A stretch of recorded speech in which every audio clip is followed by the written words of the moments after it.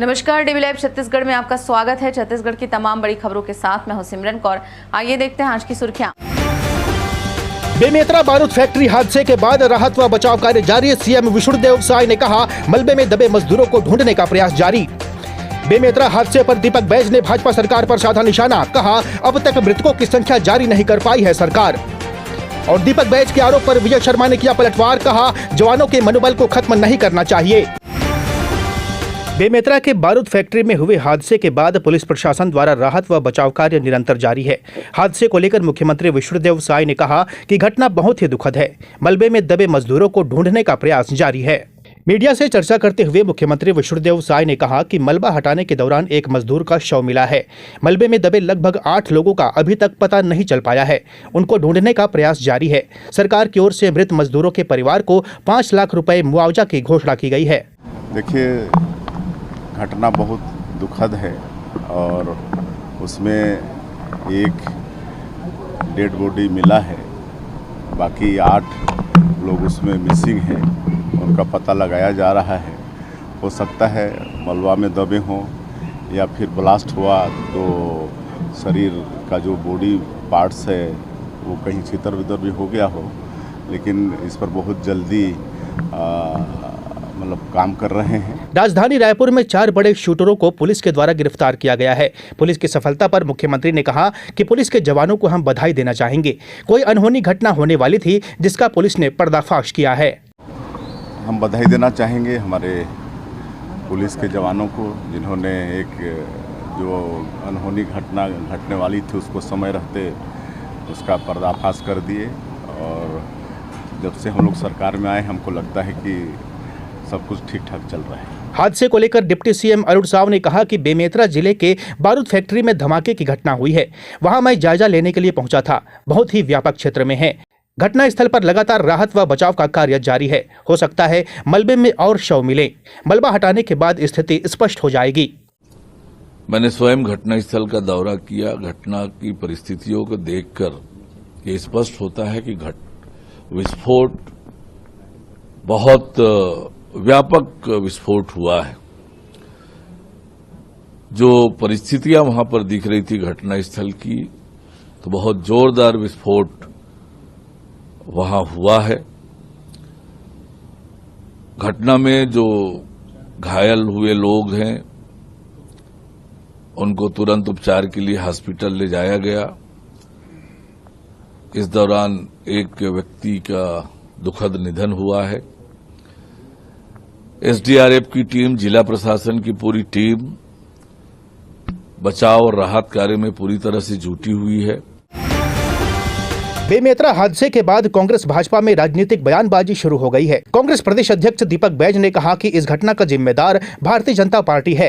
अब तक मृतकों की संख्या सरकार जारी नहीं कर पाई है। बेमेतरा बारूद फैक्ट्री में ब्लास्ट के मामले में पीसीसी अध्यक्ष दीपक बैज ने प्रदेश सरकार पर निशाना साधा है। उन्होंने कहा कि वर्तमान सरकार से मेरा सवाल है कि घटना को 24 घंटे से अधिक समय हो चुका है, पर सरकार अभी तक मौत के आंकड़े जारी नहीं कर पाई है। सरकार को इसका जवाब देना चाहिए। जिम्मेदारों पर अभी तक से FIR दर्ज नहीं किया गया है। आखिर सरकार क्या छुपाना चाहती है? इसका सीधा सीधा जिम्मेदार भारतीय जनता पार्टी है। लगातार छत्तीसगढ़ में लगातार हादसे बढ़ते जा रहे हैं। जब से भारतीय जनता पार्टी की सरकार आई है तब से छत्तीसगढ़ का हादसे बढ़ते जा रहे हैं। हादसे रोकने के लिए सरकार के पास कोई विकल्प नहीं है। सिर्फ आए टीवी में और व्हाट्सएप और फेसबुक और ट्विटर में शोक संवेदना व्यक्त कर दे। सरकार सिर्फ वहीं तक सीमित है। इसलिए मैं कहता हूं कि सरकार पर कोई पॉलिसी नहीं है और इस घटना के लिए सीधा सीधा सरकार जिम्मेदार है। इसलिए मैं मांग करता हूं कि मृतकों के परिजनों को 50 लाख की मुआवजा मिलना चाहिए और घायलों को 10 लाख का मुआवजा मिलना चाहिए। और सरकार को तत्काल संज्ञान में लेते हुए कितने आंकड़े अभी तक मौत हुई है उनको स्पष्ट रूप से जारी करना चाहिए। पुनर्वास नीति को लेकर दीपक बैज ने कहा कि हमारी सरकार ने लोगों के लिए घर बनाकर दिए। आत्मसमर्पण करने वाले नक्सलियों को हर संभव मदद और उनके परिवार के लोगों को रोजगार भी दिया गया। 5 साल की कांग्रेस सरकार में एक भी उंगली नहीं उठी, जबकि भाजपा के 5 महीने की सरकार में क्यों उंगली उठ रही है? हमारी सरकार थी लोनावाला टू, जो पुनर्वास नीति के तहत हमारी सरकार घर बना के दी। दंतेवाड़ा जैसा, बीजापुर, सुकमा जैसा जगहों में सरेंडर नक्सलियों को ट्रैक्टर तक दिए, उनके परिवारों को बहुत सारी जगह उनको रोजगार दिए।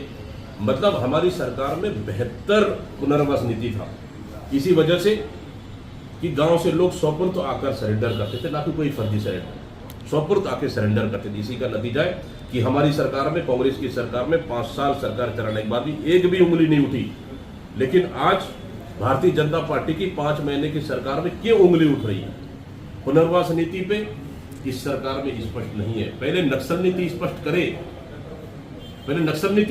फिर पुनर्वास नीति पे बात करें। नक्सल नीति स्पष्ट नहीं है। कभी गृह मंत्री बोलते कि मुख्यमंत्री से बात करना पड़ेगा, अधिकारियों से बात करना पड़ेगा। मतलब आप कुल मिलाकर छत्तीसगढ़ के और बस्तर की जनता को गुमराह करने का काम कर रहे हो।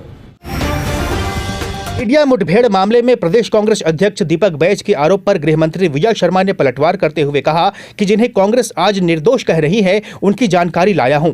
जवानों के मनोबल को खत्म नहीं करना चाहिए। मीडिया से चर्चा करते हुए गृह मंत्री विजय शर्मा ने कहा कि जिन्हें पीसीसी चीफ निर्दोष बता रहे हैं, उनके ऊपर कांग्रेस के शासन में ही 302, 307 जैसे मामले दर्ज हैं। वर्ष 2021-22 में इन सभी के ऊपर आपराधिक मामले दर्ज हैं, जिन्हें कांग्रेस निर्दोष बता रही है। जांच हमने भी किया है और न्यायिक जांच के लिए सीएम से अनुरोध भी करूंगा। लगाने की कवायद नहीं की, वो आगे बढ़ करके उनको रोकने की कोशिश नहीं की। आज जब ये सरकार कर रही है तब इनको परेशानी है। आज वो कह रहे हैं अपने प्रेस कॉन्फ्रेंस में कि 29 जो मारे गए उनके बारे में हमने कुछ नहीं कहा। कैसे नहीं कहा? भूपेश बघेल जी के बारे में जब कहा था, भूपेश बघेल जी ने फर्जी FIR है कांकेर वाले विषय पर, आप लोगों ने ही मुझसे प्रश्न पूछा था, मैं भी निरुत्तर सा हुआ था। जब नक्सलियों का उसमें नोट आ गया तो हमको कोई जांच करने की जरूरत नहीं पड़ी। नक्सलियों को नोट आ गया और उसमें उन्होंने कहा कि 29 हमारे लोग मारे गए। तो जब उस समय उनको नहीं मालूम था कि भूपेश बघेल जी ने क्या कहा है। स्वयं ही अलग अलग बातें करेंगे। गौ अभ्यारण्य को लेकर डिप्टी सीएम विजय शर्मा ने कहा कि गांव के घरों में अब गाय रखने की जगह नहीं है। कुछ ऐसी व्यवस्था बनाई जाएगी कि गाय घर भी आ जाए और अभ्यारण्य भी जा सके। विधायक शिवरतन शर्मा ने प्रदेश कांग्रेस अध्यक्ष दीपक बैज को आड़े हाथ लेते हुए कहा कि अपने ही जवानों पर अविश्वास करते हुए मुठभेड़ की जांच के लिए कांग्रेस द्वारा कमेटी बनाए जाना ही आपत्तिजनक है। पूर्व विधायक शिवरतन शर्मा ने प्रदेश कांग्रेस अध्यक्ष दीपक बैज से सीधा सवाल किया कि कांग्रेस यह साफ करे कि वह छत्तीसगढ़ में नक्सलियों का खात्मा चाहती है या नहीं। छत्तीसगढ़ सबसे बड़ी लड़ाई नक्सलवाद के विरुद्ध लड़ रहा है। सुरक्षा बलों को बड़ी सफलता भी मिल रही है। ऐसे समय अपने ही जवानों पर अविश्वास करते हुए मुठभेड़ की जांच के लिए कांग्रेस द्वारा कमेटी बनाया जाना ही आपत्तिजनक है। आज नक्सल के सारे नेता इस बात को स्वीकार कर रहे हैं कि उनको बड़ा नुकसान उठाना पड़ा। उस समय सुरक्षा बलों के मनोबल के को कमजोर करने का काम कांग्रेस के नेता करने का प्रयास कर रहे हैं। शिवरतन शर्मा ने कहा कि कांग्रेस सिर्फ नक्सलियों के मारे जाने पर टीम गठित करती है। सैकड़ों ग्रामीणों को मुखबिर बताकर नक्सलियों ने मार डाला।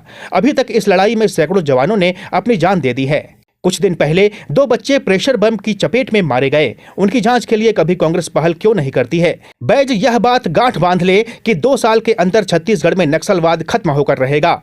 इस बुलेटिन में फिलहाल इतना ही। बने रहिए DV Live छत्तीसगढ़ के साथ। नमस्कार।